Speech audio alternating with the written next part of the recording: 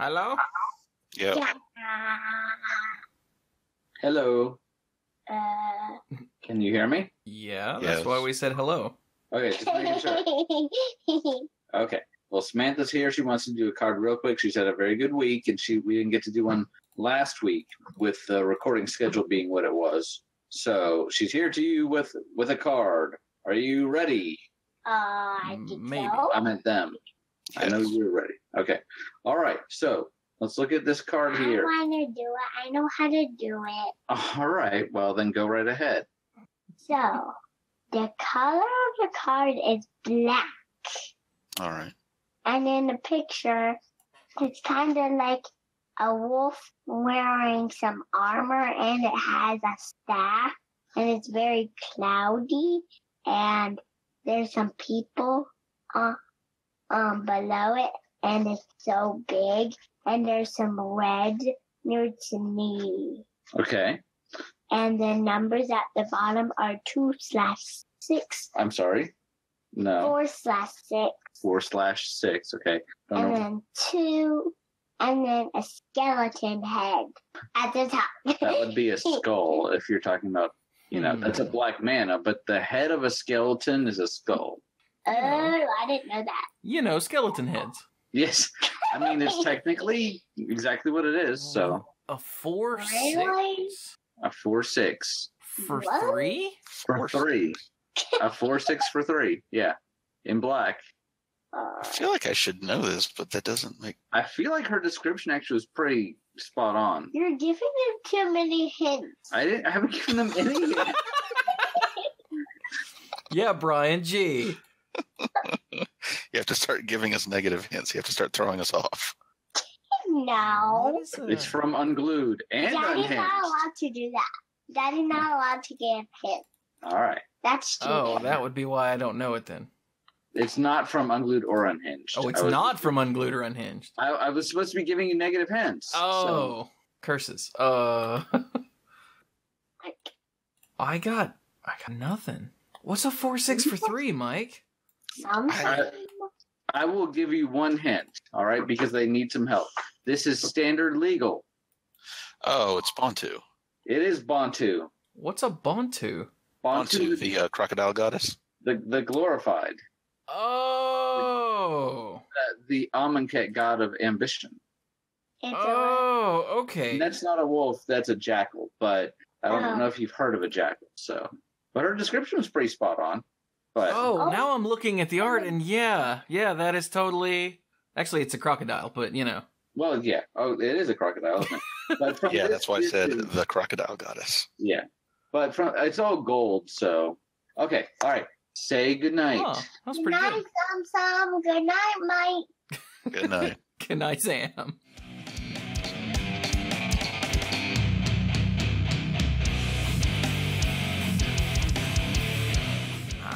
Oh, jam! Hello again, and welcome to the Mana Pool. This is episode 508, triple checked, of the Mana Pool. And I am Chewy, the lead dork. It's been 3 weeks since we were all sitting right here to record an episode. Well, not sitting right here because we're not all in the same room. Oh, other dorks.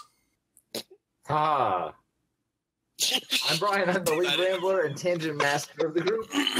And every now and then I just like to make sure everybody's paying attention by making it look like I'm not paying attention, but I am in fact paying attention. Mike should have already started by now. See, he's already late. It's not me. Haha. I'm Mike, I'm the rules guy and the game war guy, and I always sit in the same place to record the episode. So even though I have sat in this place many times since the last time we recorded, it has not been to record. TMI. And I'm Dirk, the self-proclaimed greenest man alive and moral compass of the group. It's been long enough, I've forgotten my intro. And We are I am so sitting in my bad. usual spot at my desk, except that we had to put carpet down in here because my rolly chair wheel was scratching up the tile floor. Whoops. Or the strips, the laminate. Yeah, that. So we were like, well, we need to get a carpet so that as I'm rolling my wheel around, I don't keep, scratching up the floor. So I'm in my same seat, in the same spot, but with carpet. Ooh, fancy. Luxurious. Listen to that. Dirk can afford carpet, guys.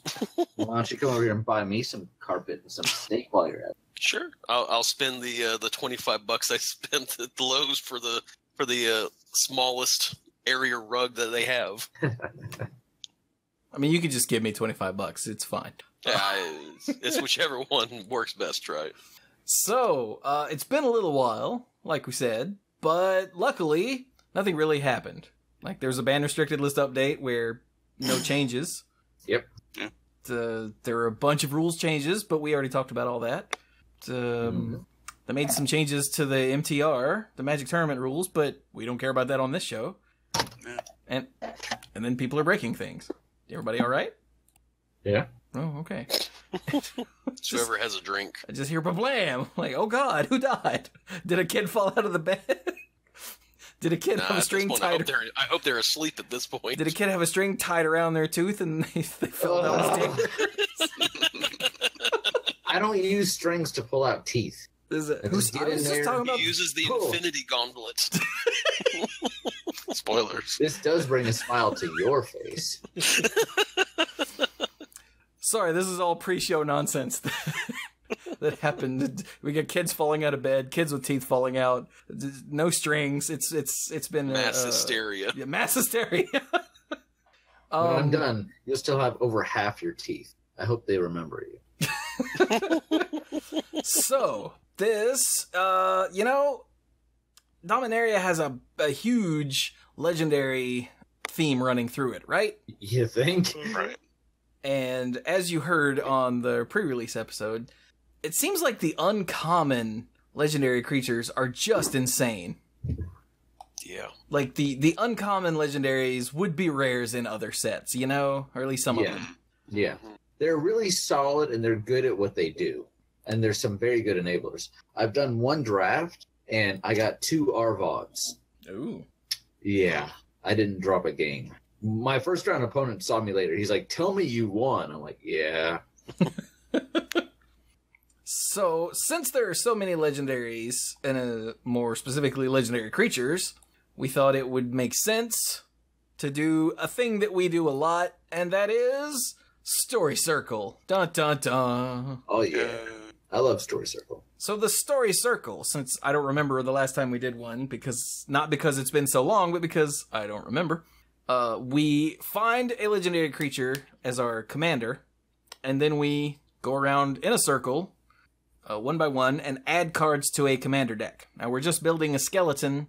We're not going to end up with, a 100-card deck. We're going to do 3 or 4 or 5 rounds, something like that, just to get a vibe, get a feel for a deck, and leave the rest open to interpretation. And in theory, especially with commanders that are potentially more open-ended, when someone suggests a card that may go in a certain direction, it's usually best if then other people then pick that up a little bit instead of just making that a throwaway card. Because the whole idea of a story circle is to build on what other people are suggesting.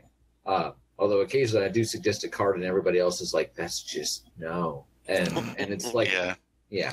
I think that's part of the reason why we went to Commander, because it restricted the color choices, because you had a habit of introducing a 4th color. Third color. Man, you guys bring that up all the time. At least a 3rd and a half color. So let's splash in this one. So Brian's like, I know we're in Jund, but I think these blue cards would really work. And we're like, it would really open up some nice space. But yeah, and as Chewie said, we're only doing the skeleton. So nobody for their turn should say, "Okay, I'm going to pick 14 forests."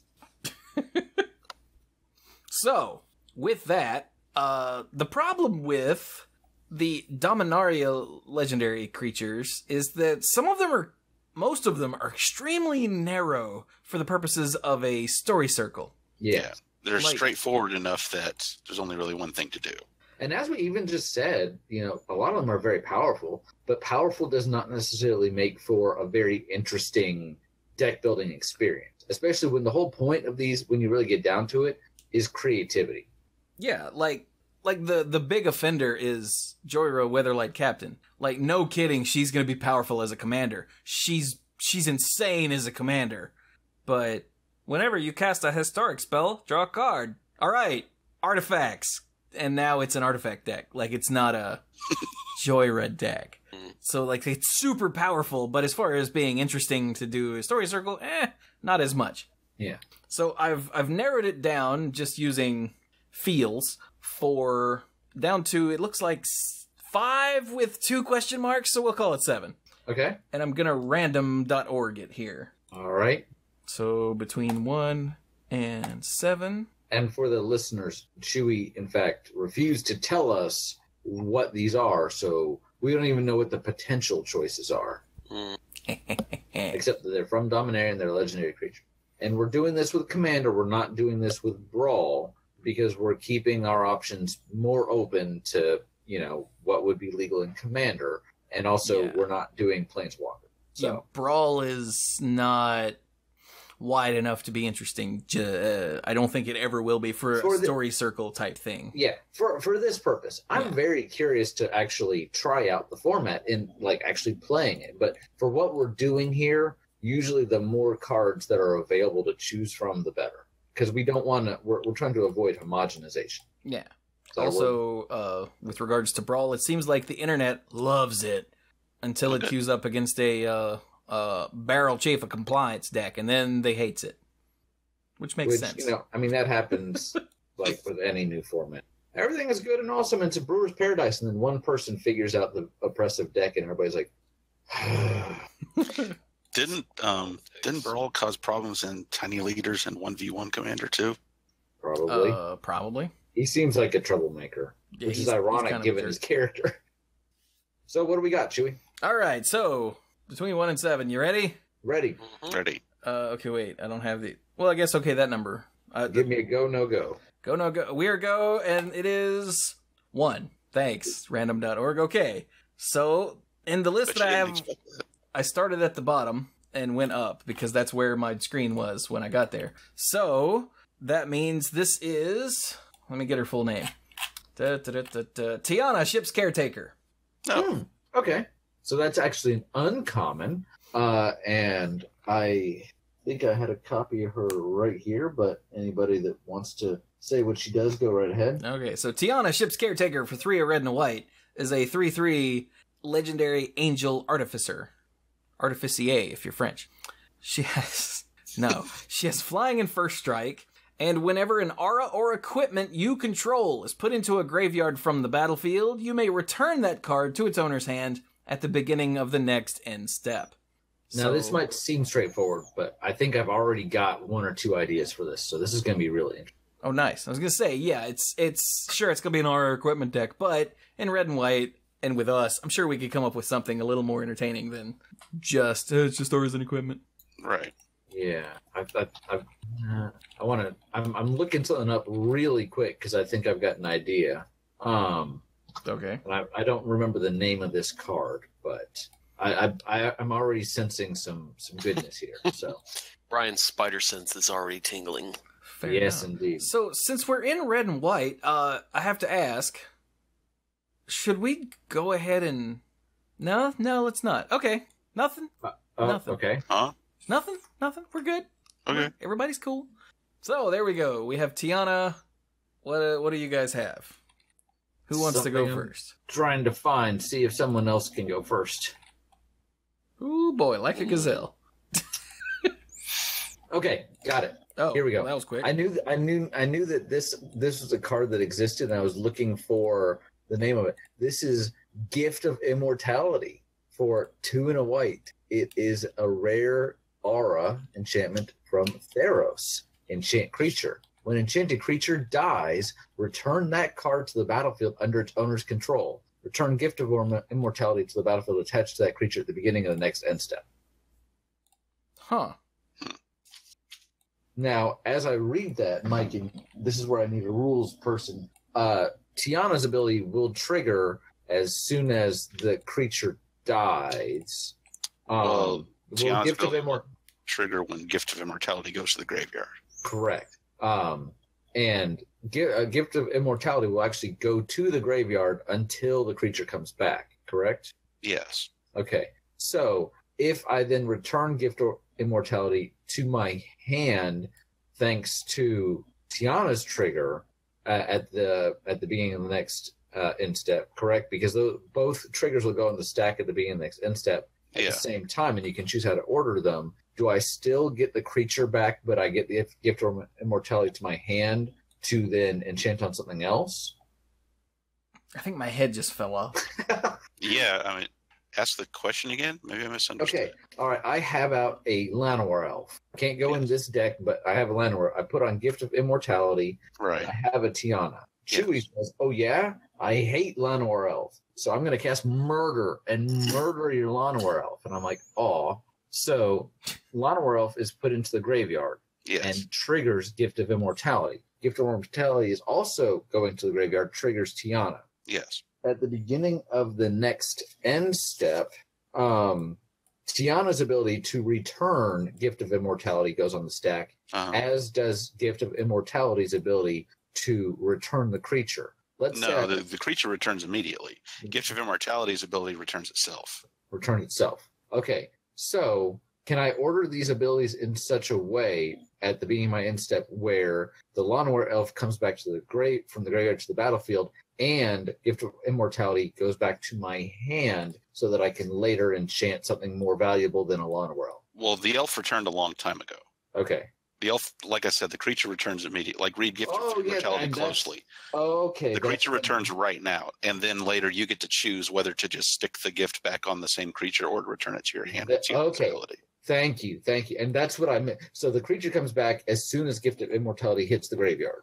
And the gift will return itself later. However, if I have Tiana out, I might say, well, I went ahead and threw down that Gift of Immortality to protect something I wanted to keep earlier. Now my 7/7 with trample is much more valuable. So okay, great. So after like 5 minutes of explanation, my first answer is Gift of Immortality, because it's an aura that's going to help you get creatures back, and then Tiana will also allow you to reuse the effect, or at the very least, even though it brings itself back, re-choose your targets. So we've got an aura, fits into the theme, and we've got a little bit of recursion and card selection. So, Seems there you go. Good. Who's next? All right. So, one thing I found, and I guess this card will also imply another related one to go with it, the Ordeal of Heliod. Oh my God. Nice. Yeah. Nice. So for 1 and a white, it's an aura, enchant creature. Whenever the enchanted creature attacks, put a +1/+1 counter on it. Then, if it has 3 or more +1/+1 counters on it, sacrifice Ordeal of Heliod. And when you sacrifice Ordeal of Heliod, you gain 10 life. Yes. And then because it's an aura, it'll go at the beginning of the next end step, it'll go back to your hand, and you can replay it on either the same creature or another creature, eventually getting more +1/+1 counters and gaining 10. Mike, I love it. And if you play it on the same creature, that creature is going to have a bunch of +1/+1 counters on it. So it's going to trigger you're going to get the 10 life really soon. Yeah. Yes. And then setting it up so that you then get more. Oh, I love it. That's cool. So I guess I'll go ahead and add Ordeal of Perforos to your...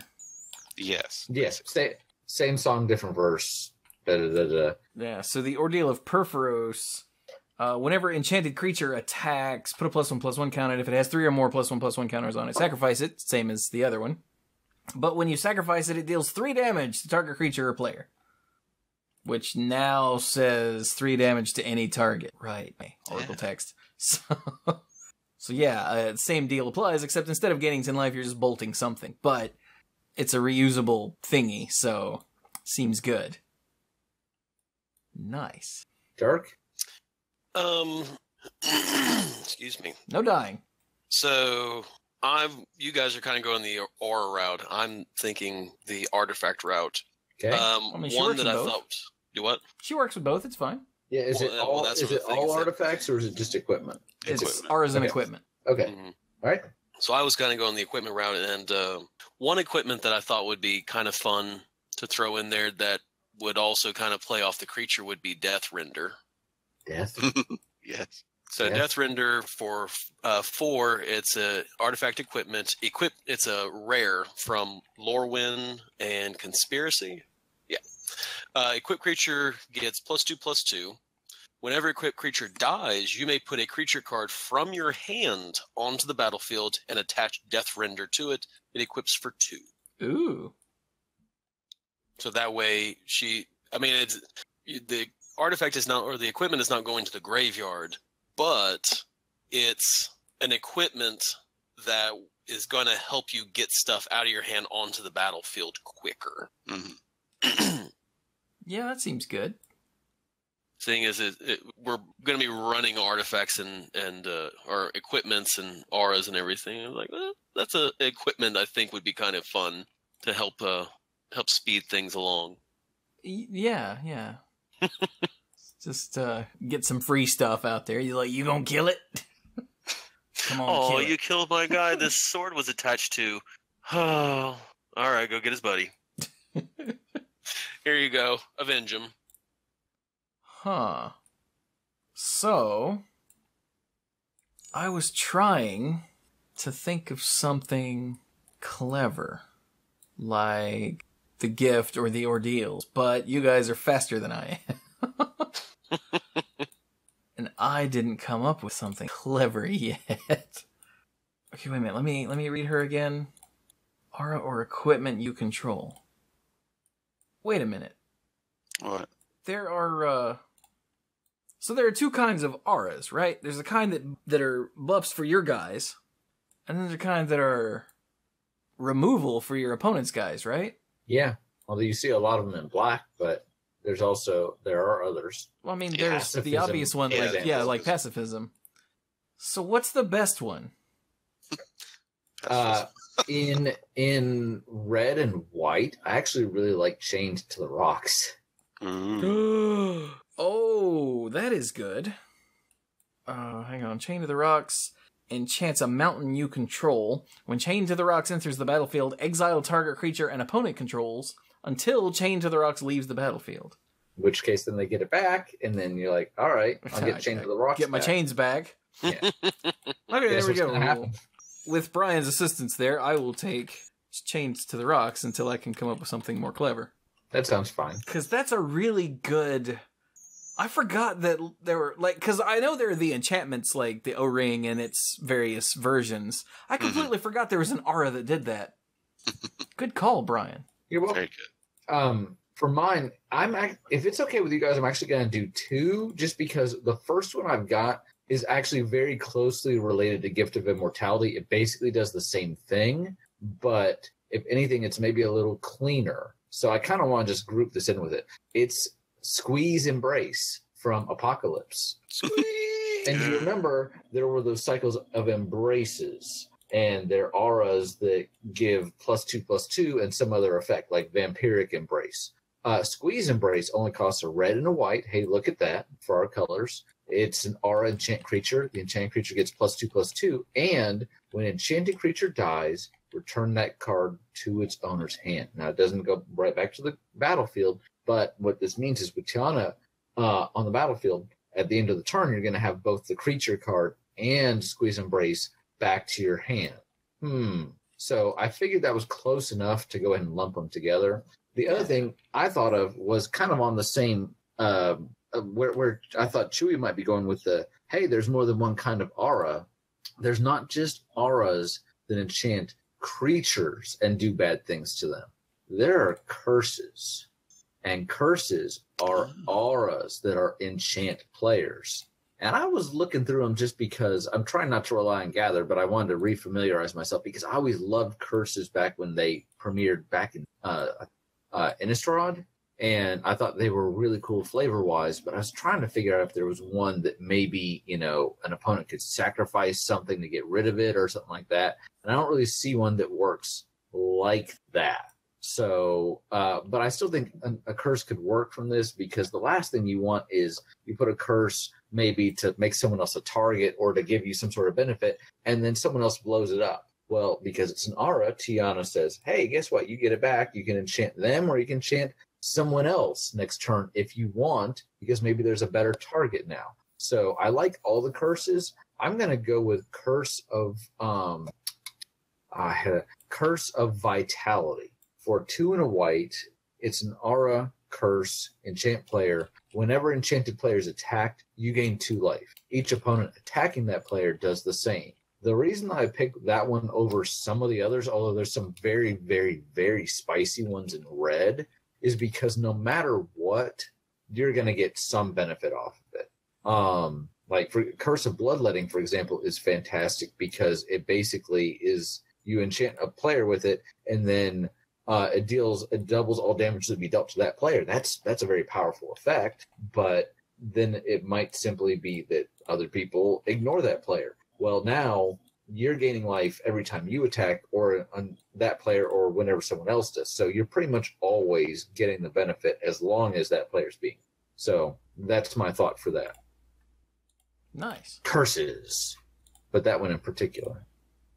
I like it. Thank you. I feel like for an uncommon, I feel like Tiana just encourages a lot of creative choices. So, Mike, what do you got? All right, I got one of my personally beloved silly cards from back in the day. Oh God! But it's a good Here we silly go. card. It's Thrawn Golem. Oh God! So for 5 mana, it's an artifact creature. It's a 3/3 golem, and as long as Thrawn Golem is enchanted, it gets +2/+2 and has flying, first strike, and trample. Hey, excuse me. Ooh, that came out at the wrong time. But hey, cool.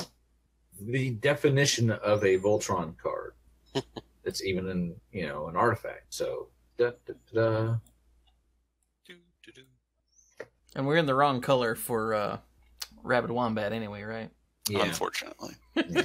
And But then not as well as Earl Mistwalker, right? So because isn't he Naya colors? Yeah, he's not. Yeah, Earl Mistwalker's part green. But that core lady, whatever her name is an option. Yeah. There are actually several. What you got? Ted?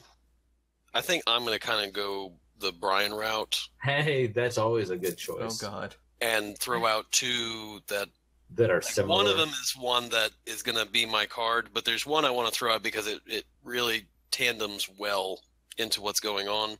I think My that's tandem card is Stonehewer Giant. Stonehewer Giant. Nice. Wow. So Stonehewer Giant for 3 and 2 white.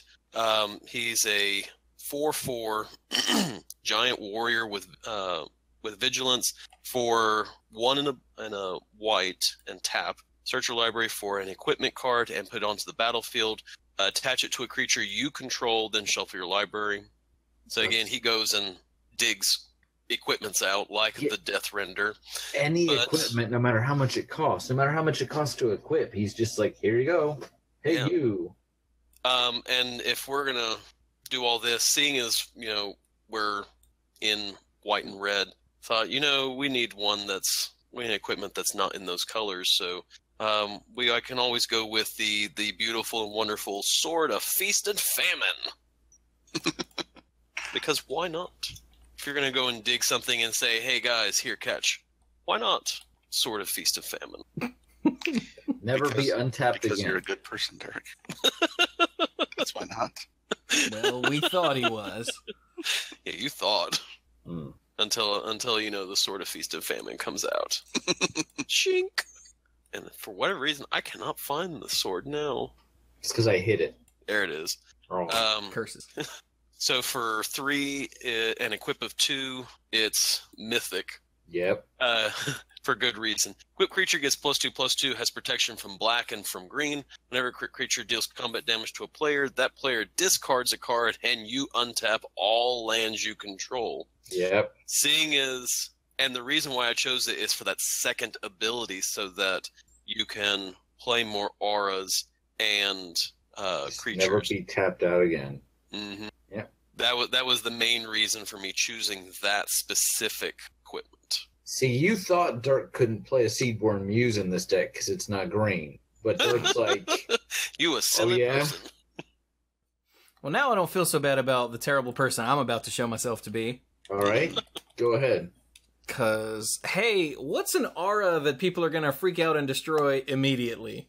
Humility? It's not an aura. Oh, it's not? Oh, Oh, no, that's just a enchant. Okay. yeah. I don't know. There's lots. It was banned in Modern. Bitter. Oh, man. No, that's not it. Right. Well, Mike, you got it? Why am I? Oh my god, Splinter Twin! Ooh. Oh, and it's in I red. forgot Splinter Twin was banned in Modern. Oh. Yeah, hey, Splinter Twin's banned in Modern, Mike. I guess it. Well, as long as we're I not hadn't seen putting it. in, you know, like the bell tower guy that when he comes in, you know, untap all creatures you control. I don't know who you're talking about, but Splinter It's Twin. for 2 and a white, it's a 1/4 guy. It says whenever this creature enters the battlefield, untap all creatures you control. So it's kind of like the Pestermite in white as far as the Splinter Twin combo. So, Oh. but Splinter Twin by itself, that doesn't make you a bad person. Splinter Twin has lots of interesting interactions. It's just when it's broken that it's like, ugh. I like the way Brian's like, oh my god, so long as we don't do this thing. Psst, psst. But No, I'm not. Splinter I'm not Twin, for those that aren't entirely familiar, for 2 red is an aura from, what was it, Rise? Yeah, Rise of the Eldrazi. Yep. That says, enchanted creature has, tap, put a token that's a copy of this creature onto the battlefield. That token has haste, exile it at the beginning of the next end step. So you just make a copy that you don't care about that can swing in and do things. Well, Nice. the original stays home and does, well, it Laundry? just taps. Sits there and watches and laughs and laughs. Now, unlike the new helmet, you don't want to put Splinter Twin on a legendary creature because, I mean, unless you 'Cause just then want you'll be things to sad. die. Okay, I think that's fine. That doesn't make you a bad person. Everything else in your life up till this point makes you a bad person. Oh, okay. Good. All right. Thankfully, in the case of Splinter Twin, Tiana's flavor text reminds us that nothing is too broken to mend. Oh, look at that. All right.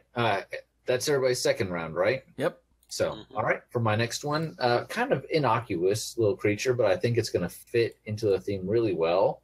Aratog.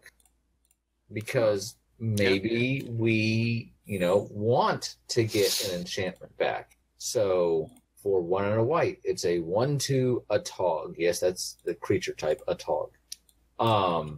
It has sacrifice an enchantment. Aratog gets +2/+2 until in a turn. So if you want to reset an aura, say that, you know, maybe you cursed Mike, like you do, but now Chewy Damn it, is the problem.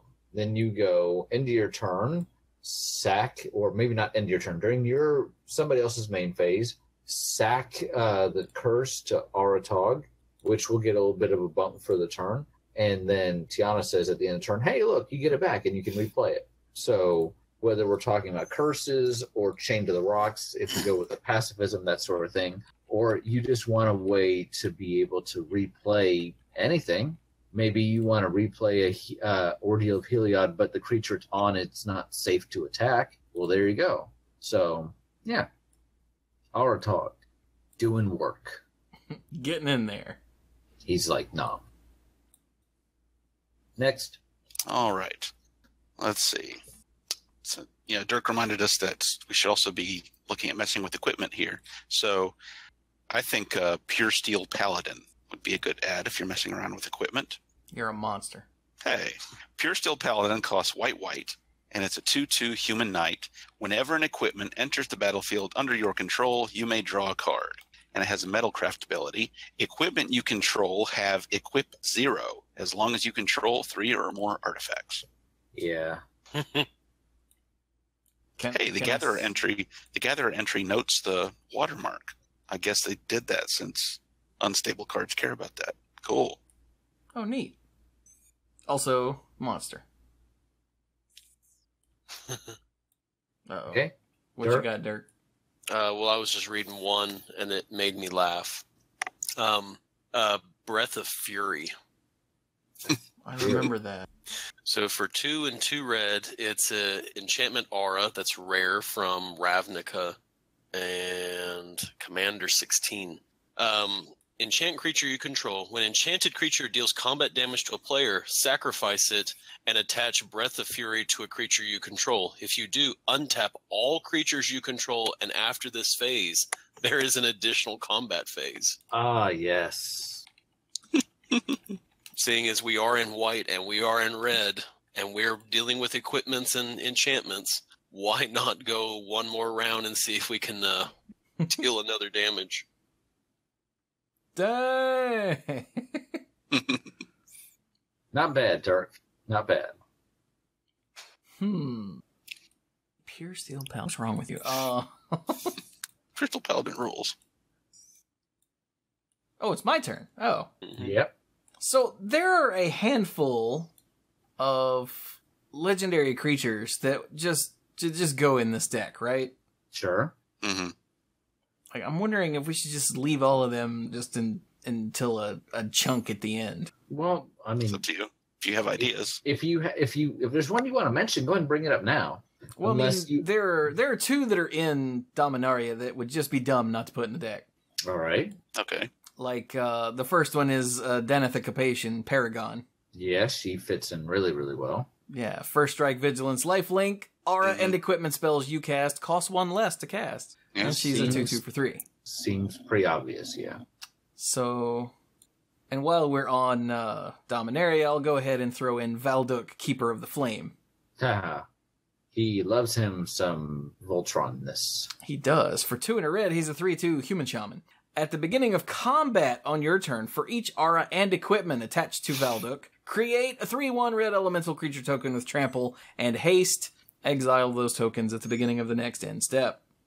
So, like, they both just go in the deck. So we'll just put them in the deck. Yeah. Why not? All right. You think you are a bad person for Splinter Twin or for, Dark bringing up Stonehewer Giant. The next word I'm going to say is going to make Mike hate me forever, but it just might be worth it. Uh-oh. Lycids. Yep. Come on, man. You're a monster. I take it back, Mike. It's all Brian. So, for those that don't know, there were a extended cycle of creatures in Tempest Block Tempest Block. that this is probably a Mark Rosewater design. Probably. Are creature type Lycid, and they all have the ability to turn themselves into auras. Yes. So for our purposes, if it's turned into an aura and then it dies, Tiana brings it back to your hand. Now, I was looking at them. None of them have any wow, that's amazing effects. But I think I will go with Enraging Lycid because haste is one of those abilities that when it matters, it really matters. So for 1 and a red, Enraging Lycid is a 1/1 Lycid. Pay a red and tap the Enraging Lycid, so you have to set it up a little bit. Enraging Lycid loses this ability and becomes an aura enchantment with enchant creature. Attach it to target creature. You may pay red to end this effect. Enchanted creature has haste. So it's one of those things where people might just go, what?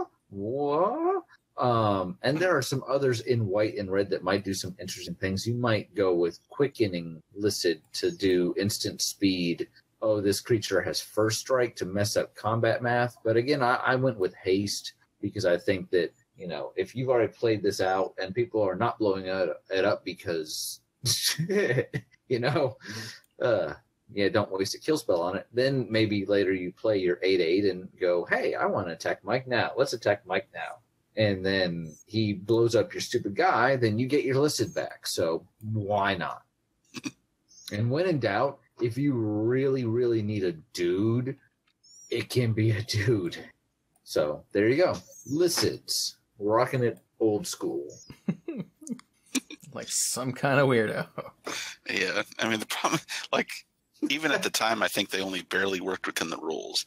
And there was a long period of time where they still kind of didn't, and some of them definitely didn't. For many years, Dominating Lycid did not actually do what the card said. The rules just made it not work properly. And there was this kind of standing ruling and understanding that you just kind of put your fingers in your ears and say la la la and pretend it works if someone tries to use it. Or you don't play it. Yeah. Yeah. But we're not in blue, so don't have to worry about that. Okay. What do you got, Mike? Follow that up. Yeah. Since I brought it up before, I'm also going to mention a couple at once since they're pretty closely related. So I'll mention Core Spirit Dancer. Okay. So that's our Rabid Wombat in our colors. For 1 and a white, it's a 0/2 Core Wizard. Core Spirit Dancer gets +2/+2 for each aura attached to it, and whenever you cast an aura spell, you may draw a card. So it's also an Enchantress, so I'll also bring up Mesa Enchantress. That's the basically planar shifted version of Verduran Enchantress. For one white, it's a 0/2. And whenever you cast a enchantment, I'm not actually looking at the Enchantment. Oracle text. Yeah, enchantment at all, you draw a card. Cool. Nice. All right, my turn. Sure, I'm waiting on someone to rattle off 3 in one turn, so then I can call them on it. But Well, so Dirk's like, I got 4. well, actually, I've got 5 on my paper, and I just found another one that I think would be funny. Okay. The funny one is Incinerate, Incendiary. Incendiary? It's from Urza's Destiny. Yeah. For 1 red, enchant creature. At the beginning of your upkeep, you may put a fuse counter on Incendiary. When enchanted creature dies, Incendiary deals X damage to any creature where X is the number of fuse counters on Incendiary. And so when it goes off, just get it back. To any target, so you can hit players in the face with it. Yeah. I forgot about that cycle of growing auras. God, that's hilarious. But the one that I looked at and was like, oh yeah, that probably should go in also is Curse of Exhaustion. Curse of... It's white. Yeah, well, I mean, I've got it written down, but I'm just typing into Gatherer to see if I can find it so I can read it off. Curse of Exhaustion. It's Aura Curse. Enchant player cannot cast more than 1 spell each turn. And so obviously they're going to want to get rid of it. And then Tiana says, okay. Hey, guess what you get? You know, and I got to thinking about it, and in a game with more than 2 players, if the player enchanted by your curse leaves the game, then the curse will just fall off and go to the graveyard. So if you have Tiana out, the curse will jump back to your hand, and you can use it on one of the other players that's still in the game. Wow. All right, so I got another one. It's Sigarda's Aid. A single white for a rare enchantment from... Is that Eldritch Moon. That says, you may cast aura and equipment spells as though they had flash. Whenever an equipment enters the battlefield under your control, you may attach it to target creature you control. Hey! Seems Look good. out, he's got a knife. All right, so now I have a question. Okay. Should we stop there and do a different deck, or you want to do one more round? I got one more good idea that I want to throw out. Okay. If he's got a good... I think I've kind of reached my point where I was struggling to come up with something else that wasn't... I mean, how do I top Illicits? So if he's good, then I'm good to hear his, and if Dirk has one, but then I would love to see if we couldn't, move on to something else. So what do you got, Mike? Okay, if we're talking about auras, I have to mention 3 Dreams. Oh, yeah. Yeah, 3 Dreams is a sorcery. It costs 4 and a white. Like I said, a sorcery. Search your library for up to 3 aura cards with different names, reveal them, and put them into your hand, and then shuffle your library. Very useful whenever you're messing around with auras. Yeah, that's a good one. All right. Okay. Dirk, did you have something else? Yeah, and sort of in the same vein, I was thinking of Stoneforge Mystic. Because something that goes and finds stuff. So Stoneforge Mystic for 1 and a white. It's a core artificer. When Stoneforge Mystic enters the battlefield, you may search your library for an equipment card. Reveal it, put it into your hand, then shuffle your library. For 1 and a white and tap, you may put an equipment card from your hand onto the battlefield. And my thinking with that you get an equipment and everything, but at the same time, because of Tiana's ability, it just sends them to your hand. So if an equipment were to be destroyed, it would come back to your hand, and Stoneforge Mystic would say, can replay it. Can replay it for 2. Oh, God. So I like how Chewie picked a card that had been banned in Modern. Is it still banned? What, Splinter Twin? Yes. Yeah. Yeah. And so Dirk is like, haha, I can do that too. Right? I was about to say, I'm pretty sure this one was banned. So. Oh, it is. Yeah, it was. And always will be, amen. Tell you what, they brought back Jace, but they didn't bring back Stoneforge Mystic. So, But the other one that I thought about, which you guys will get a good laugh out of, was if it wasn't Stoneforge Mystic, Volshock Battlemaster. I looked at that. I love that guy. Because he jumps in there, he says, "Give me your weapons," and everyone's like, "Here you go." I mean, I like it as long as a lot of people are playing artifacts or are playing equipment. I mean, yeah. But then the people that played the equipment still have control over it technically. So if they get blown up, I'm not saying it's a terrible idea. I think it's a great But he was one of the few things whenever Mirrodin that all this have come out that I was like, this would be a great deck to build. And I think I got to do one really good game with him.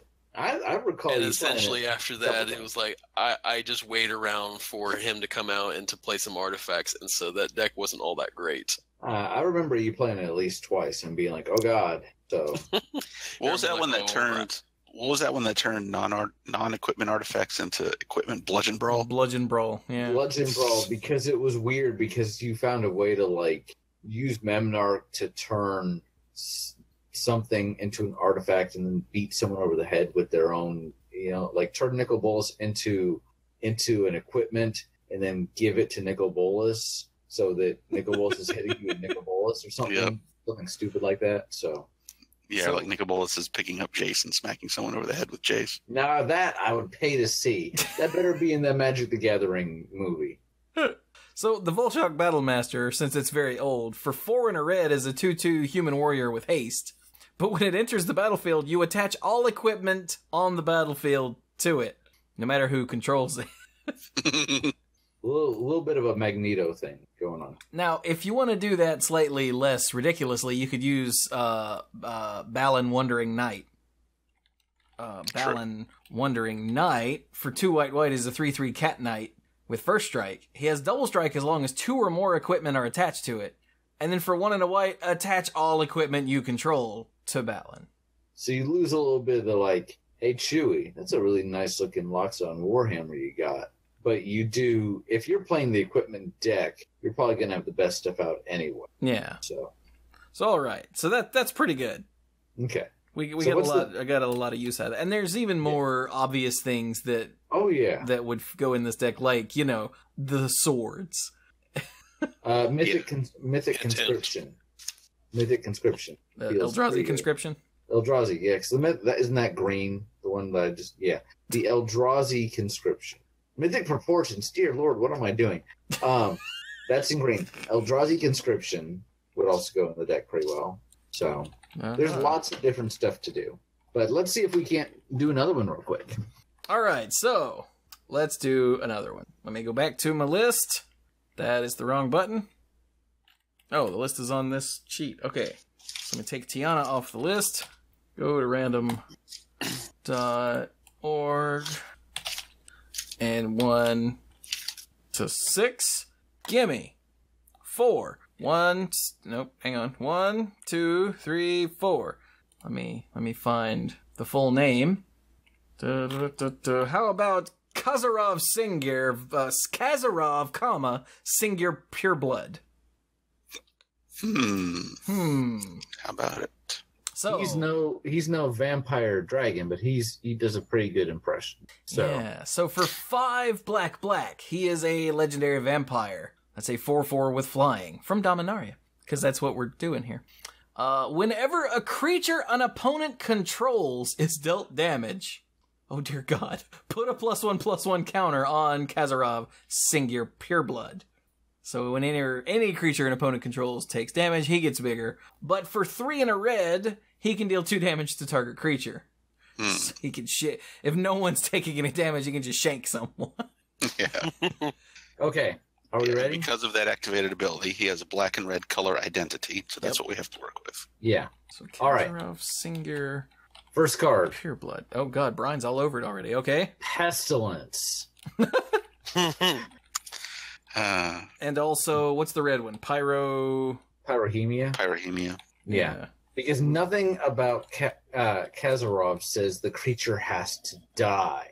So, Pestilence... Dirk says the creature has to die. Well, Dirk does. In the game of Dirk, you either die or you die. I'll let you choose. But Pestilence, for those that don't know, for 2 and 2 black, it's an enchantment. At the beginning of the end step, if no creatures are on the battlefield, you have to sacrifice Pestilence. So it just can't sit out there forever if there's nothing on the battlefield. At any time, you can pay a black to have Pestilence deal 1 damage to each creature and each player. And then Pyrohemia does the exact same thing, except it's 2 red, and it costs a red to activate. Yeah, it's the color shifted version from Planar Chaos. Yeah. So right? Pew pew, indeed. Yes.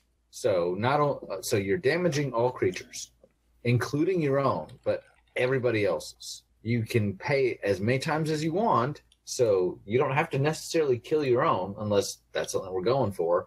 And you're dealing damage to all the players, including yourself. But you, hopefully, if you're playing this correctly, you're playing this correctly. So I saw him and I'm like, yes. The funny thing is, I really hadn't thought too much of him. I saw him in the spoilers. I said, huh, neat.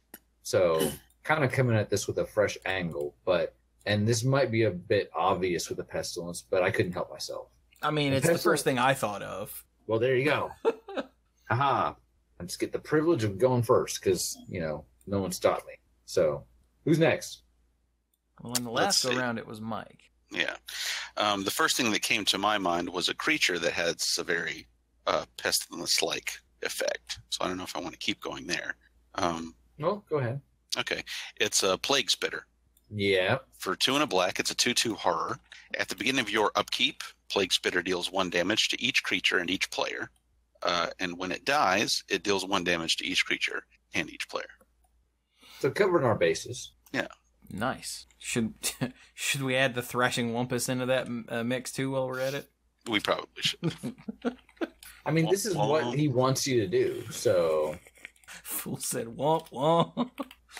Thrashing Wumpus, let me see if I can do this from memory. Costs... Is it 5 or 6? It's 5. Okay, so it's 3 black. Mm-hmm. And he's a 3/3? Yes. With the Pestilence activated ability? Yes. Pay a black, deal 1 damage to everything? Mm-hmm. Well, now it would be creatures and players, I guess, wouldn't it? Yeah, creatures and players. Yeah, so your planeswalkers are safe. So there we go. Okay, now we've got all that out of the way. Hey, Dark, what you got?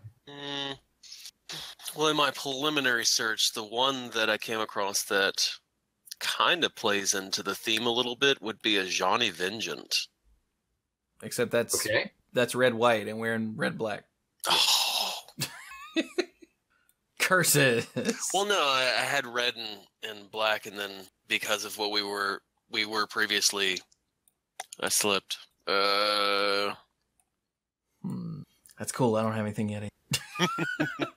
Brian and Mike stole the 2 obvious ones, the 4, I guess, obvious ones. You're welcome.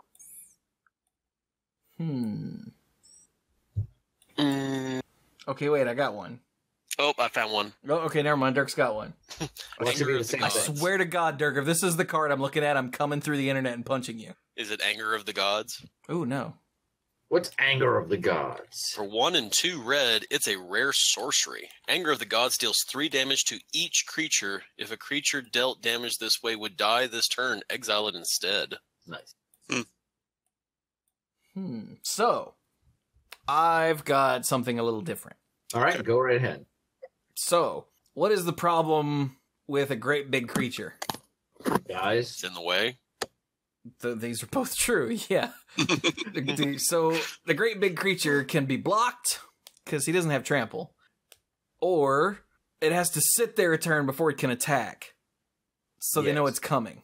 Yeah. So what if we fix one of those problems by giving it haste, and we help with another problem by making it so that your opponent can't just drop a blocker? How about Urabrask the Hidden?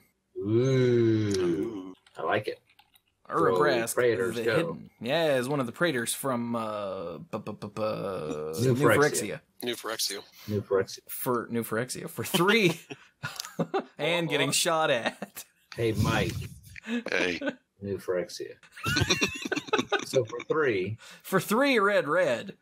He's a legendary creature Praetor. For a 4/4. Creatures you control have haste. Creatures your opponents control enter the battlefield tapped. Aww.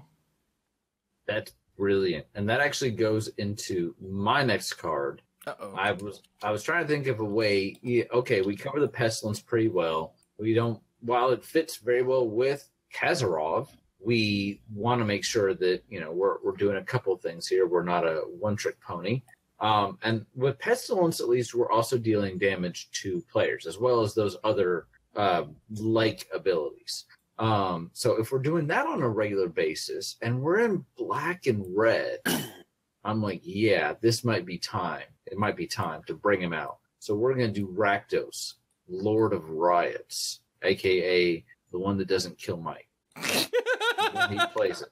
Yeah. So the new one, not the old one? Correct. Rakdos, Lord of Riots, costs 2 black and 2 red for a 6/6 flying, trampling, legendarying demon. Can't cast him unless an opponent lost life this turn, which, damage causes loss of life. So if you either don't have a Pestilence or anything, you just have a guy, maybe Urabrask, you swing in, you hit him.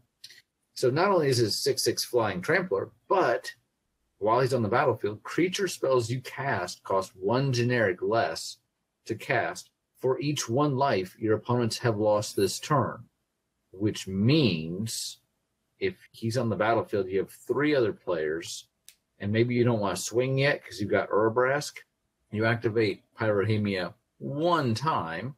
For that 1 activation, all of your creature spells cost 3 generic less, because each of your opponents has taken 1 damage. That's 3. Hey, math is your friend. Your creature spells costing 3 less is, I think, pretty good. But what if it costs 3 less? And that's not even that hard to do, I feel like, in this deck. So we're dealing some damage to creatures. We're dealing some damage to opponents. We're being kind of aggro, and we're making our stuff cheaper. And giving them haste. Seem like good things. Yeah. I like it. Hey, Mike got there. Good job. Wait, what did Mike get there with? He just said New Phyrexia. Got me. So, hey, Mr. Mike. Yes. New Phyrexia, what you got? I got an alternate way to use the +1/+1 counters that you're piling on to Mr. Kazarov. Oh, right. Really? Oh, really? Yes. Retribution of the Ancients. Costs 1 black. It's an enchantment. Pay a black and remove X +1/+1 counters from among creatures you control. Target creature gets -X/-X until end of turn. Yep. That might be brilliant. I remember that card because I ended up with 7 of them, not on purpose. Wow. It is a rare from Khans of Tarkir. That's pretty good. You just pay a black for that, huh? Mm-hmm. Jesus. It's very convenient if you have a lot of counters lying around. Okay, then. I got nothing to say about that. Yeah, that's... So, hey, Dirk, what you got? I think I've got, once again, I have 2, but I'm going to go with one that I think whenever I say it, we'll all go, why wasn't that the first thing? Baron Singur. Because Singur Pureblood essentially benefits from Baron Singur too. So Baron Singur for 5 and 3 black. He's a 5/5 vampire with flying, and whenever a creature dealt damage by Baron Singur this turn dies, put a +2/+2 counter on Baron Singur, tap, regenerate another target vampire. Hey, guess what? Kazaroff is. I don't know what. And when a creature an opponent controls is dealt damage, well, that's what Baron Sinker does. So the Baron walks up and makes Kazaroff get bigger. So the Baron walks up, smacks something, and starts eating. And Kazaroff runs up and like takes a bite and runs away. Thanks, man. Hey, get out of here. The funny thing is, he claims to be descended from the Baron. So it's kind of like, hey, great grandpa, you gonna finish that? Here you go, kiddo. Nice. So, Dirk. So? Oh, you want me to do my other one too? What? No. Dirk just like. He's did I steal yours? No, Dirk just got through that way faster than I expected. I haven't actually worked up something especially neat, but. Hey, Mike, how's your distraction going? I do. I don't know. You cut your. Well, I can throw. I've got another one that's. I didn't hear the question. You can do that. Kind of goes with that too. No. We're good. We're good. Okay. So, how about this? Is gonna sound really weird. How about Angrath Minotaur Pirate? Yes, the Planeswalker deck. The Planeswalker deck, Angrath. Not the flame chained. No chaming flames or flaming chain. No, the lame one. Because so for 4 black and a red, he's a Planeswalker that starts with 5 loyalty. His +2, he deals 1 damage to target opponent or Planeswalker, and each creature that player or that Planeswalker's controller controls. So he's just you, and he whips his chain, and everybody goes, "Ow, damn!" And your Kazaroff goes, it's like he ate a super mushroom. He's like, "Du-du-du-du." His -3 is return target pirate card from your graveyard to the battlefield. And his -11, destroy all creatures target opponent controls. Angrath Minotaur Pirate deals damage to that player equal to their total power. So it seems to work with the theme. So, I stole one of Dirk's for a change. Yeah. And he's really dumb, and no one would ever see it coming. All right. So how many vampires have flying? A lot. Yeah, most of the old ones? I can think of 3. So a lot. Jesus. Because I've had a couple thoughts here, and I've decided to go, I think, in maybe some of the of a different direction, right? So I'm gonna I apologize. The thing is, I'm trying to come up with stuff that's not just like duh. I'm gonna go with. You know what? Let's have some fun with this. Pandemonium. Okay. For 3 in a red, it's an enchantment. And whenever a creature enters the battlefield, that creature's controller may have it deal damage equal to its power to any target of their choice. So Jesus. It's a little risky because they can just play a big guy and maybe eat your guy. But, what's a little multiplayer magic without some chaos? So if you want to play it safe, there are other ways to do this sort of thing where maybe you're the only one that gets the effect. I feel like they did that a while ago. I don't remember the name of it, but I think that's something they did. They made it's Warstorm Surge. That's the one. Yeah. Which costs 6 and does that only for your creatures whenever a creature enters the battlefield under your control. But Pandemonium costs 2 less and might just be a little fun. So, yeah. And of course, if Kazaroff is on the battlefield and, maybe they want to hurt it, but there's something else they really need to blow up. So let's say Mike plays something and has it deal damage to Chewy's guy. Great. Damage was dealt to a creature an opponent controls. So it'd be even better if they fought each other because then they would both deal the damage. But I think that's more Green's thing. So. Mm-hmm.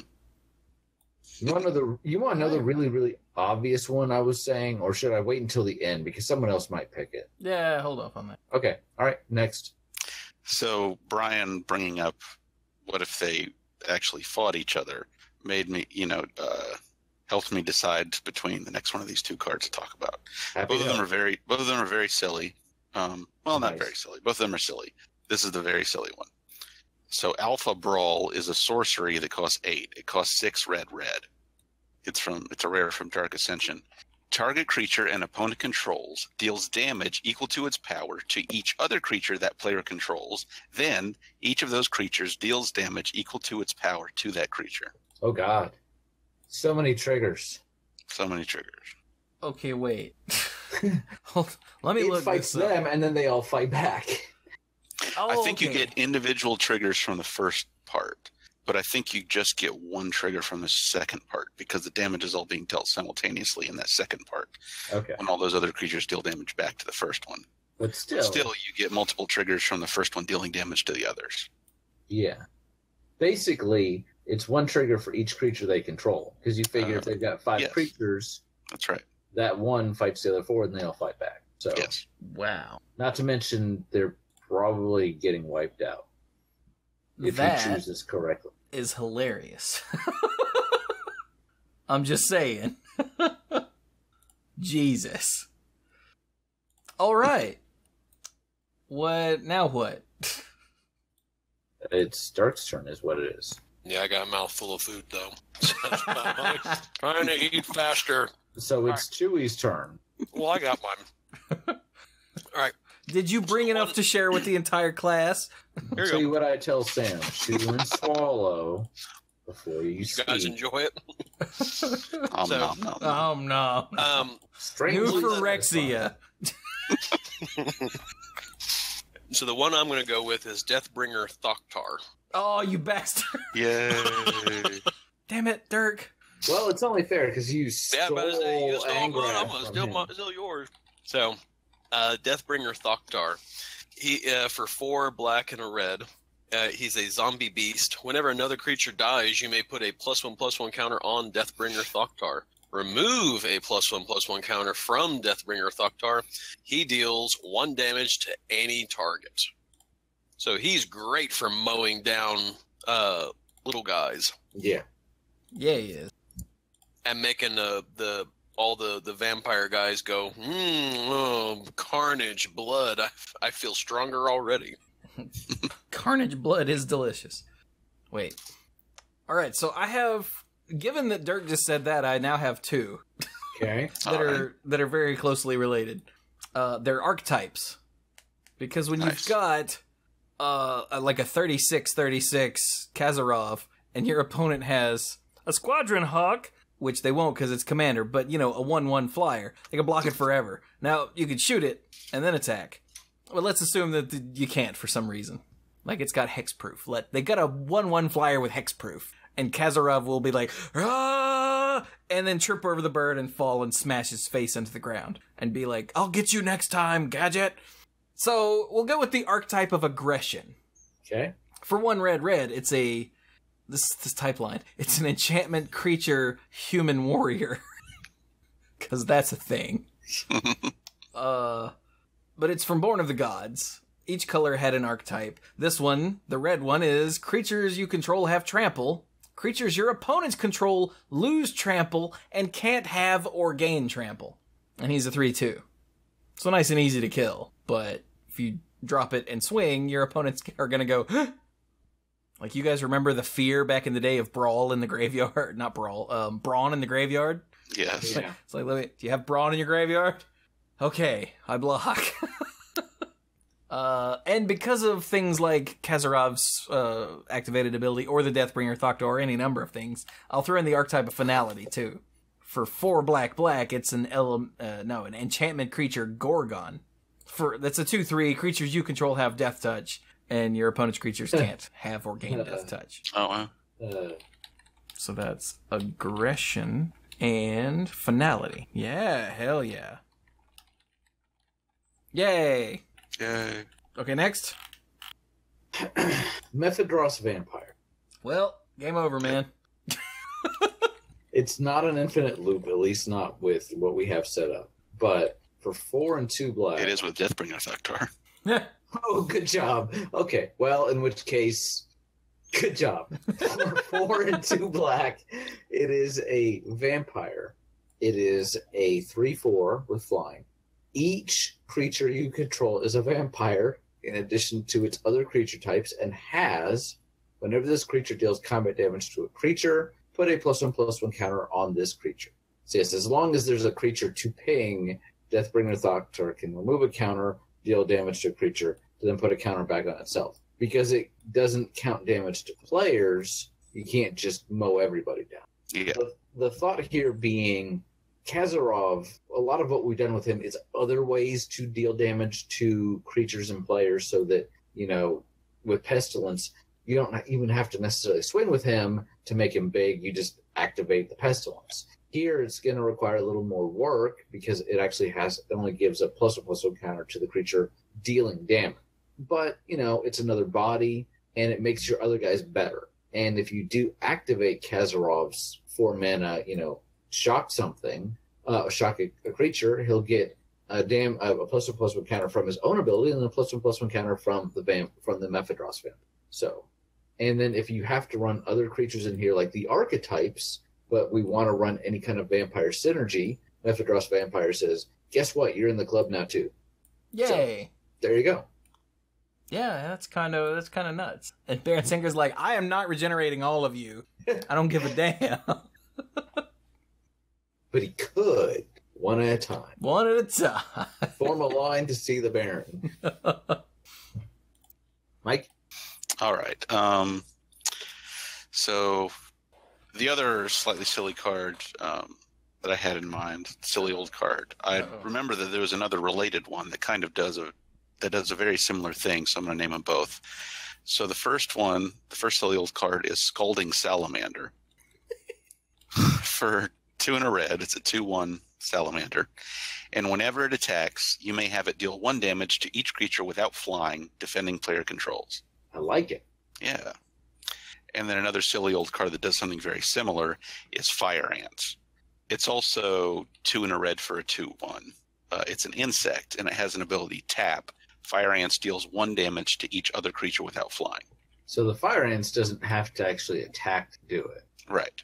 And also doesn't have the number 0 anywhere on the card. Yeah, they changed that. It's not a bizarre activated ability anymore for the salamander. It's a triggered ability now. Right, because that as an activated ability literally makes no sense. Yeah. So, but I like both of those. I think I like the ants a little better because the salamander might just die in the process, but Yeah, the only disadvantage of the ants is that it also damages your creatures without flying. But who knows? Maybe we could build a deck to exploit that too. Also true.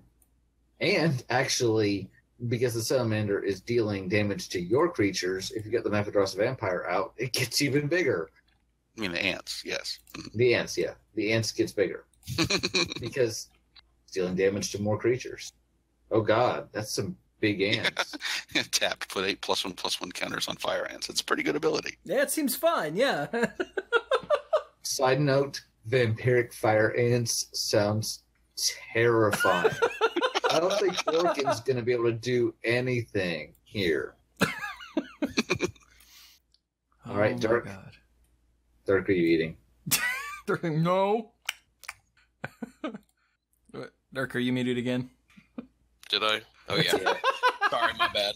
I was saying that we're going to step away for a minute. Okay, bye. From all the vampires and everything, and I found another one that will add some +1s to it, but it doesn't do it through vampire ability, and that one is Lightning Reaver. Oh, another good one. Oh. And also from Alara. Mm-hmm. So for 3 black and a red, it's a 3/3 zombie beast that has haste and fear. Whenever Lightning Reaver deals combat damage to a player, put a charge counter on it. At the beginning of your end step, Lightning Reaver deals damage equal to the number of charge counters on it to each opponent. Yeah. So it if you can, ridiculous fast. So yeah, if he just deals a little damage, and again, if we're doing for throwing +1/+1 counters and everything of that sort, you're going to have 2 sets of counters on him, but he's going to be eating away at the opponent really fast. And because he's got fear, you can just swing at the one guy that doesn't have black or artifact creatures, and everybody else is still going to take damage because of the ability. At the end, yeah, I like that. And with all the guys that we've got so far that either dealing direct damage, that means potentially any blockers that would stop him get destroyed amongst the umpteen million guys we've picked so far. So, I mean, yeah, he essentially can just fear through most of the stuff and just go straight for the opponent and start whittling him down and wrapping that game up fast. Cool. So, here's a question. Yeah. What do you do if someone has thrown, like a pacifism? What's the one that also stops activated abilities? Like, Arrest? arrest? Yeah. That's What do you do if someone has arrested your Kazarov right before you murder their entire face? You rage quit. Yes. Stop asking me open-ended questions. You flip the table. Fling. No, but Oh. I like where your head is at.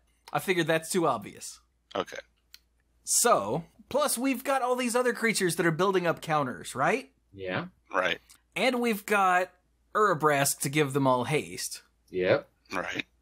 So, what if we were to just repurpose every counter in the game all at once? With the Thief of Blood. 4 black for a 1/1 vampire with flying. As Thief of Blood enters the battlefield, remove all counters from all permanents. Thief of Blood enters the battlefield with a +1/+1 counter on it for each counter removed this way. Thoroughbreast says, hey. So, all of the Deathbringer Thoktar and everyone else counters jump onto the Thief of Blood, and hopefully he's got haste. And then you laugh and laugh, and Kazarov goes, you can have him. Because he's under house arrest. Yeah. So, I think that's a couple rounds we want to call it here. Does anybody else have any last-minute suggestions? Yeah, it's the same 4 rounds. Yeah, do we have any? I will say so that what I thought was... Obviously, Fling and its Yeah. ilk. The one that I came up with was actually Sure Strike Trident. Mm-hmm. Because reusable. Yeah, so Fling, you just sack a creature, deal damage to something equal to its power. Sure Strike Trident, equipped creature has first strike, and tap, unattach Sure Strike Trident. This creature deals damage equal to its power to target player. And it costs 2 to play and 4 to equip. But then you don't have to lose the creature. yeah, you throw the trident with all your might at someone's face. So that seems good. What you got, B? The obvious one that I almost went with and that I decided not to was Aether Flash. Because, Oh my god. Oh, yeah. For 2 and 2 red, it's an enchantment. Whenever a creature enters the battlefield, Aether Flash deals 2 damage to it. Which, your Kazarov is big enough to survive, but even if the opponents play stuff that has toughness of 3 or more, still dealing damage to them. So, yeah. And then the other fun one I thought about was Imminent Doom, because it's just kind of cool. It's from Hour of Devastation, and it's that kind of thing. wacky. Yeah, it's an enchantment. It enters the battlefield with a Doom counter on it, which immediately goes to go Doom. Whenever you cast a spell with converted mana cost equal to the number of Doom counters on Imminent Doom deals that much damage to any target. Then put a Doom counter on Imminent Doom. I like it because it's weird and because you're getting basically free damage off of the stuff you're already doing. So, and so it's definitely something you could possibly include in there, but it's definitely something where it might be difficult to sequence with what you already have going on. So, Aether Flash I didn't pick because I felt it was a little too on the nose after Pestilence and everything else. Imminent Doom was kind of the opposite problem where I felt like it was a little out there. So, but I like what we got. I think it's interesting. Yeah. Yeah. My last one is something that sounded like it was about to come up a few times, but didn't really. It's Brawl. For 3 red, it's an instant. Until end of turn, all creatures gain tap. This creature deals damage equal to its power to target creature. I thought about that. It could be good. It could backfire horribly, but whatever. It's Brawl. This is not with buddies, by the way. No. The ones that I got to, at least up to the point where we were stopping, is Blood Cultist, Drana, Liberator of Malakir, Falcon Wrath Marauders, and Miri the Cursed. Oh, Miri the Cursed. So good. Cool vampires. So Blood Cultist pings things and gets counters. Which Drana was it? The Liberator? Liberator of Malakir. Marker. New Phyrexia. She deals combat damage to a player. Put a +1/+1 counter on each attacking creature you control. Oh, right, and she's got first strike. Okay. Yep. Wait a minute. What did she say? When she deals combat damage to a player. To a player? Oh, okay. Yeah.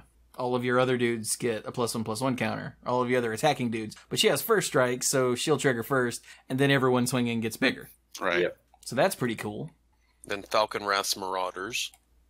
Falcon Wrath I love that card. Marauders. Deals combat damage to a player, put 2 +. So Dirk just went full vampires that get counters. Mm-hmm. Dirk was and the not messing Marauders around. have flying and haste. Well, and then Oh, yeah, they do. if you're going Vampire Tribal, of course, is the Vampire Nocturnus? Seems like it'd be a pretty good fit. Although In a 2-color deck, it's in kind a 2-color deck, yeah, it's probably not as good. But and then, as I mentioned at the very, very beginning of this, Vampiric Dragon, of course, just loves this. Of course. But the other one Dirk mentioned was a good one, too. Don't forget Miri the Cursed. Yeah. Miri is awesome. I don't remember what the She's a curse. 3/2 Another for hasty flying. 4. She's a 3/2 with haste and flying and some other. I played the heck out of her when she was in standard. Flying first strike haste, Haste. and when she deals combat damage to a creature, she gets a +1/+1 counter. Right. So I they throw remember stuff in now. the way, she probably kills it with first strike and gets bigger. Yeah. Wait. What was that? Oh, yeah, there's the Vampiric Dragon. What was that other one you said, Brian? He said Vampire Nocturnus, but we're not sure it would be a good call. Yeah. I mean, when the top card of your library is a black card, your vampires get Unholy Strength and Flying, yeah. right? Yeah. Which, in a mono black deck, feels just unfair. But this is 2-color, so No. that was a cool sound. Shmee. So, yeah, obviously there's a lot of potential here with this deck as well. So, Yeah, there's all kinds of cool stuff you could do with this. and this is just 2 out of the multiple legends out of Dominant. So, Yeah, there are some, like I said, that are just kind of like Arvad Well, the just- Cursed. Okay, hey, look, play legends. Play Legends, yeah. Like Next. Baird Steward of Argive. He's an awesome card, but he doesn't really do much as a commander for the purposes of this. Yeah. So, yeah. Yeah. For the record, the others that I had on the list were... Okay, let's see. Let me get full names here. Whoop. Adeliz, the Cinder Wind. Yeah. Mhm. But that one's kind of straightforward too, so upon reading it again, I'm kind of glad it didn't get picked. You could have some interesting synergies there, but go ahead. That's the one, by the way. Whenever you cast an instant or sorcery spell, wizards you control get +1/+1 until end of turn. Oh, do they not get flying too? No, Adeliz has flying and haste, but that's it. I thought I must have been misremembering it because I thought I might have also given them flying. Oh, that would be stupid. Okay. There's All right. Fire Song and Sunspeaker, the buy a box promo. Right. That would be combo-licious with some stuff. Yeah. Yeah. Of course, the obvious Muldroth of the Gravetide. Right. During each of your turns, you may play up to 1 permanent card of each permanent type from your graveyard. That would be really, really interesting. So, slash abusive. So, Fire Song and Sunspeaker, by the way, red instant and sorcery spells you control have lifelink, and whenever a white instant or sorcery spell causes you to gain life, Fire Song and Sunspeaker deals 3 damage to target creature or player. So your damage spells gain you life, and your life gain spells deal damage. Who else? Rona, Disciple of Gix. Yep. The you may cast non-land cards exiled with Rona. When she enters the battlefield, you may exile target historic card from your graveyard. And for 4 and tap, exile the top card of your library. That one seems interesting enough that it might work. Maybe. That one had a question mark. And then the other one was Slimefoot the Stowaway. So you didn't have any of the monocolored? Well, no, because they're monocolored, I sort of glanced at them and went, eh. I think there's one or two that I might have considered. The blue legendary wizard that says whenever a wizard entering the battlefield under your control causes something to trigger, it triggers again. I think that has some definite, crazy potential. So True. I'm not saying you're wrong to not include. Generally, when we talk about Commander, the more colors you have, the more options you have. So it can definitely, and he'd be locked into mono blue. That's Nabondine of Iteration, for those of you that don't remember that. But I just wanted to point out that I do think that there are a couple here that weren't on your list that I might go, yeah, that could be interesting as well. So yeah, Tashar, Ancestor's Apostle, is another one that falls into that. Yeah. Whenever you cast a historic spell, return target creature card with converted mana cost 3 or less from your graveyard to the battlefield. That could be fun. Yeah, you could do some interesting stuff with that. But as you said, then you're locked into mono white. So at least for the purposes of our exercise today.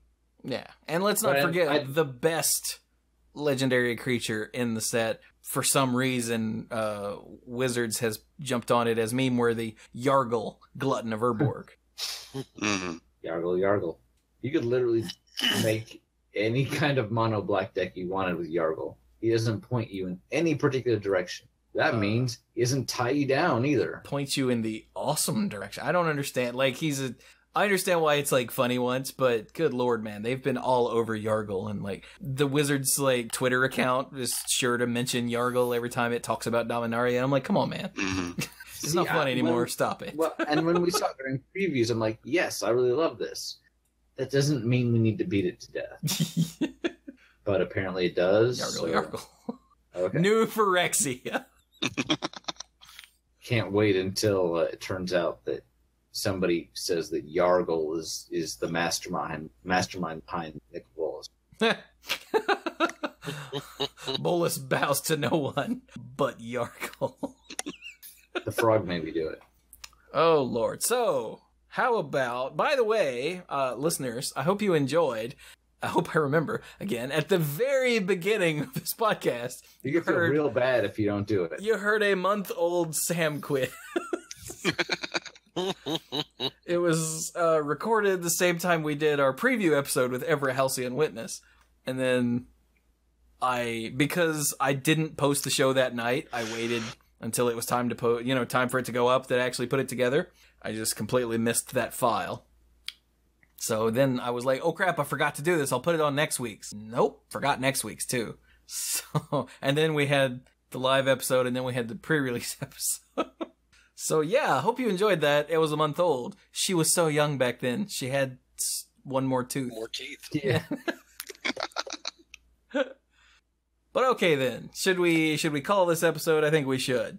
Yeah. So how about some final thoughts, dorks? Real quick, before Dirk goes, I guess my final thought is everybody knows I play Final Fantasy Brave Exvius. One of the best things about it is some of the crossover events that they've done. Who here played Dragon Warrior or Dragon Quest when they were a kid? I played the original, yeah. Nice. Nope. Dirk? Nope. No? I have Dragon Quest 7. I have never played it. And you never played the original? No. I remember my cousin got the original through that Nintendo Power promotion they were doing, where literally everybody got a copy of the game and the game guide, which was good because it was a tough game. And I remember going to see him at Christmas and holidays and trying to beat this game. And it was probably my first RPG experience because I didn't get how you couldn't just I would get frustrated with having to level up a little bit. And I would constantly go into areas I wasn't ready for and die and go, why am I dying? So, but the collaboration going on right now is you can unlock Dragon Quest characters, and the most rare of them right now is the Dragon Lord. And I'm like, yes. So you can also get like a liquid metal slime that has the highest natural defense of any unit in the game, not just on this banner, in the game. It can't hold equipment like at all, but it has a natural like 999 defense, so it's kind of silly. So anybody interested in that, of course, go check that out if you have fond memories of that game. So I wanted to mention that before Dirk left because I didn't know if he had played it at all. Nope. But that'll be my final thought. Yeah, I never did play the Dragon Quest, although as I've heard they were really good games and all. But my final thought, I was telling the guys earlier that I had, whenever Steam said, hey, this BattleTech game's going to come out, you want to pre-order this thing? And I'm going, yes, I really want to. And so I did. I bought the BattleTech game. And for those listeners who don't know how I'm a World of Warcraft person and Star Wars person, you guys need to understand that BattleTech, I have been a BattleTech fan since the late 90s. The cartoon is what got me hooked. And I have been a fan of the universe for the longest time, through the good and the bad times, because it is such a deep history and lore attached to it. And when the game came out and I played it, I have never played the tabletop version. I've seen people play it, but I have never played it aside from the Dark Age, which was sort of like a spin-off of it as a tabletop game. But this game plays just like the tabletop version in terms of you get a certain number of moves, and if you turn your mech around to move in a different direction, you are limited in how far you can turn. Whenever you turn around by the amount of moves you're allowed, you can customize mechs, and when you move from one place to another, if you decide to go a little cavalier and just like, I'm going to blow up everything, and the guys blow up your mechs, it takes a really long time to repair your mechs. And if you're in the middle of trying to like go and do a mission, you might very well have mech warriors and mechs still being repaired when you show up, which will affect your next mission. And I have been trying to play this as much as I can, and it is great. I am loving this game. Glad you're enjoying it. I think you had us try some. You had the actual Mech Warrior trading card game that we played at least once or twice. Probably back in college, yeah. And whenever we did that, I was like, well, it's not bad. But yeah. And then I remember there was a Mech Warrior game on the PC. And everybody that like regularly played StarCraft and had a StarCraft league bought this game, and I wasn't very good at it. But you could build custom. It was Mech Warrior 3 was the one that was played because you could make mechs. You could build custom mechs, and I pissed off Nate one time because I figured out if I could strip a mech completely down, load it with take out all the lasers and everything, and put as many machine guns in it as possible. That was you!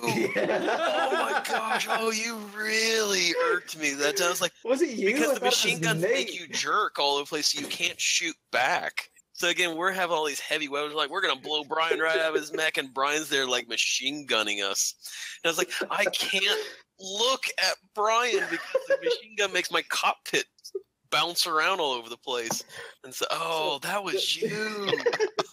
Oh my gosh. Yeah, there were. I can tell you, I was steamed whenever you did that to me. I thought it was Nate that was pissed. I forgot. But the advantage to the machine guns was that they, like you could dodge lasers and things, but with the machine guns, if they're in your sight, it's like you automatically hit them. But most of the weapons in that game, the energy weapons, would recharge ammo after a while.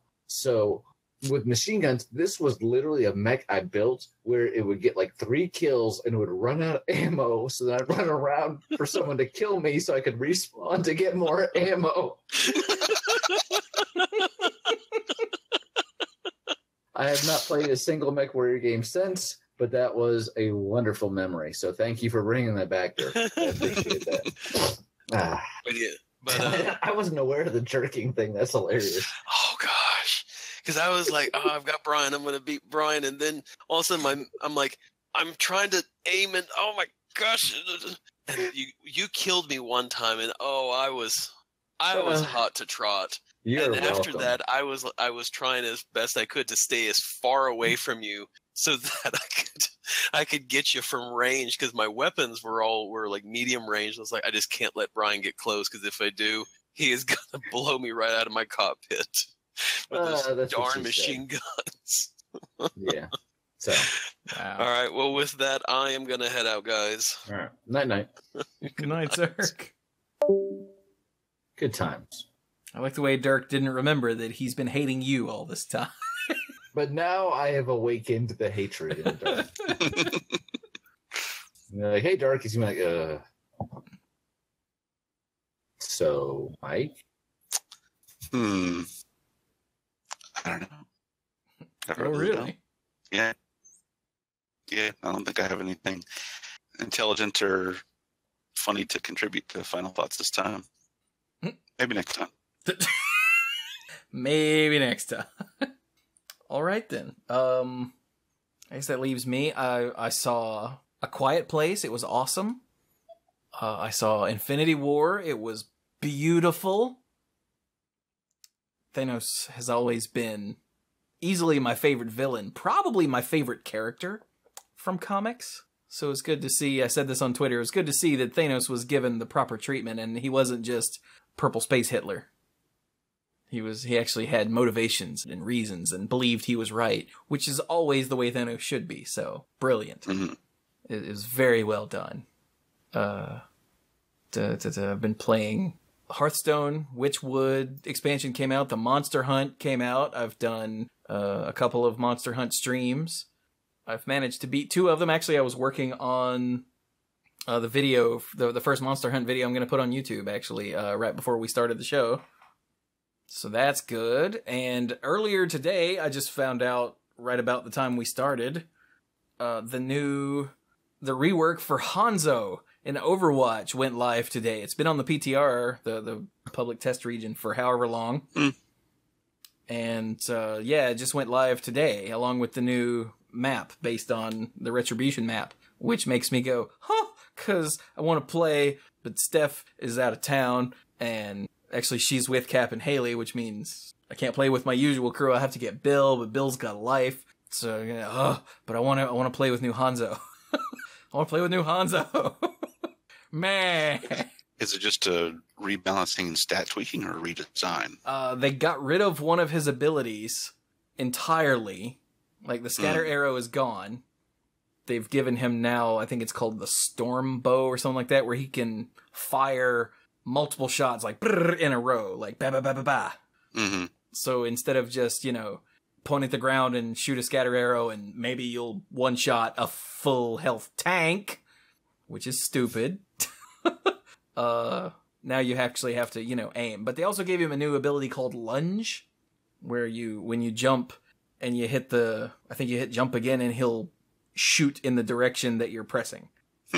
So that's neat. And they've also made his arrow speed, they've increased his arrow speed, which is going to throw off all kinds of stuff, but ultimately I think make him better.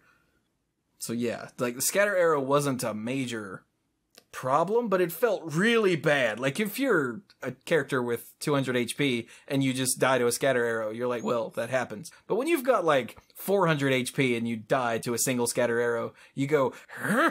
And I think they were trying to circumvent some of that rage. Like when you're Orisa and you get one-shotted, you're like, that's not right! So yeah, I can't wait to play with that.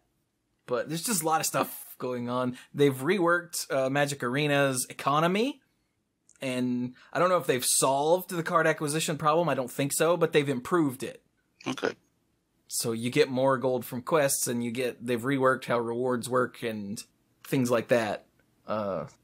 So you're getting more progress towards a full collection, but I don't know. I still am not sold.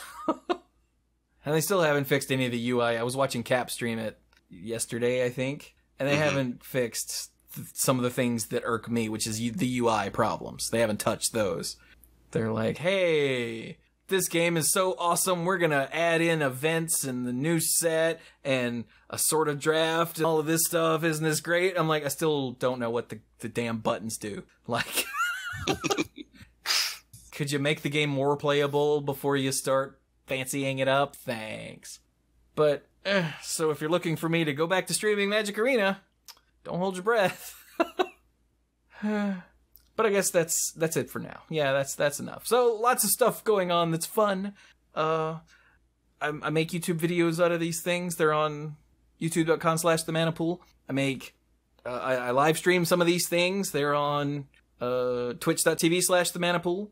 Reminder, if you have Amazon Prime, you can actually link your Twitch account with Amazon Prime to get Twitch Prime, which gives you a free subscription token every month. You have to manually give it to a streamer, but it's a subscription, and the streamer gets the Twitch money the same as if it was a paid subscription, and it only takes a few minutes of your time. And I'm not saying that you have to sub to me.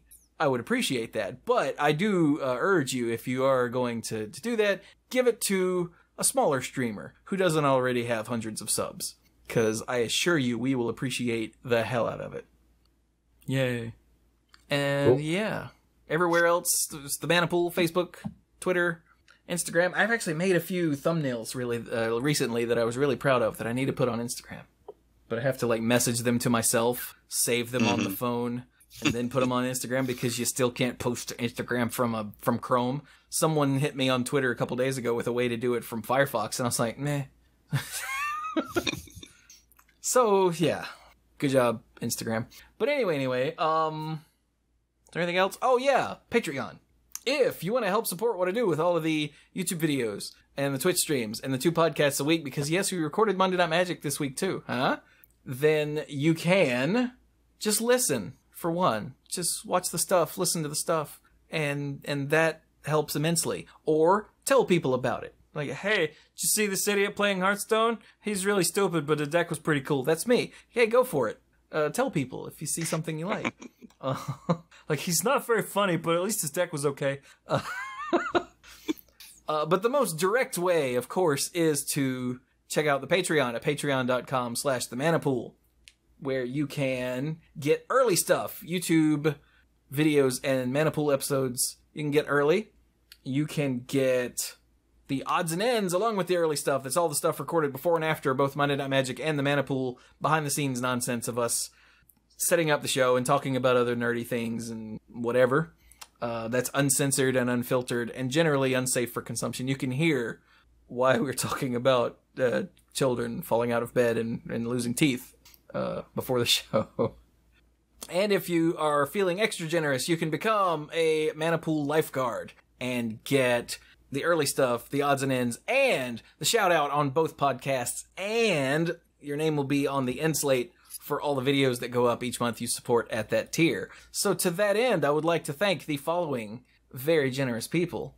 Kim Ho, Andrew Hunt, Al, Corey Clotier. Corey Clotier. There we go. Got it. Paul David, Lance Delicious, Team U, Hellas Haryu, John Morris, Stuart Slaw, PJ McMullen, Bosco Brittain, Casey, Nathan Hay, Danny Liao, Jason Doan, AJ Javieres, Cody Buckowing, Jake Jansons, Jason Kaus, Brian DeLuigi, Stark Maximum, John Parker, Jimmy Scott, Violet Moon, Dan Holm, Bartle, yes, Bartle, Mike Millerburn, and the Beast Father, Aaron Goodwine. Thank you all. So you notice that list was slightly longer than before, huh? Pretty neat. So thank you all so very much for your generosity. I quite literally couldn't do it without it. Couldn't do it without you. Yeah, I was afraid that in my jumble to get it out, I said, couldn't do you without it. But I didn't, but now I've put... It sounded like you said, couldn't do it without it. And I couldn't do it without it. I couldn't do you without you. Huh, you can tell it's been a while since we recorded a show. It is what it is. It is. I hate that. Yes, I New Phyrexia. So, this has been... No, I'll tell you that in the odds and ends. This has been episode... What episode is this? 508. I mean, sorry, 508. New 50 Frexia, yeah. Jesus. Thank you all so very much for listening. And go play some Magic.